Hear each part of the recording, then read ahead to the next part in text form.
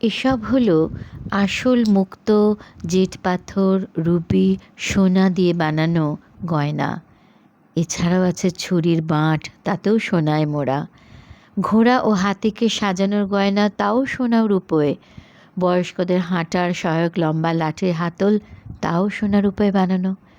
এছাড়াও আছে বিভিন্ন দেশ থেকে সংগ্রহ করা পোর্সেলিনের বাসন, পুতুল, ঘড়ি, রঙিন কাঁচে বানানো ঝাড়বাতি। এছাড়াও রঙিন কাঁচের সাথে রুবি গুঁড়ো ও সোনা মিশিয়ে বানানো সুরা পাত্র। ইতালিয়ান ধপধপে সাদা মার্বেলে বানানো বিখ্যাত সব মূর্তি। এছাড়াও আছে হাতির দাঁতে বানানো সূক্ষ্ম কারুকার্য করা বিভিন্ন সামগ্রী।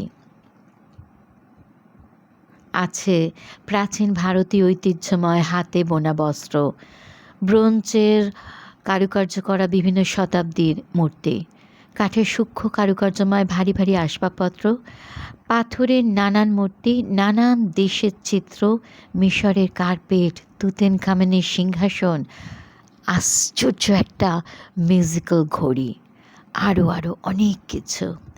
এসব ব্যক্তিগত সংগ্রহ দেখতে দেখতে চোখ আমার ছানা বড়া হয়ে গেছিল।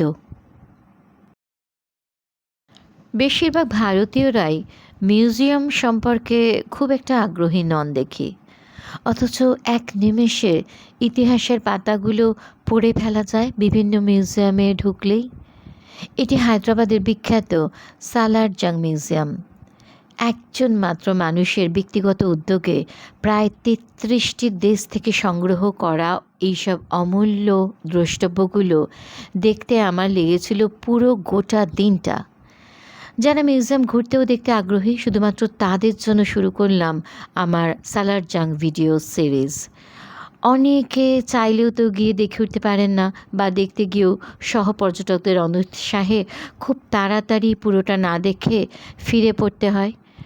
সে আফসোসগুলো ঘোচাতেই বিশদে থাকবে সালার জংয়ের প্রদর্শিত শিল্পকলাগুলো আমার পরপর ভিডিওতে।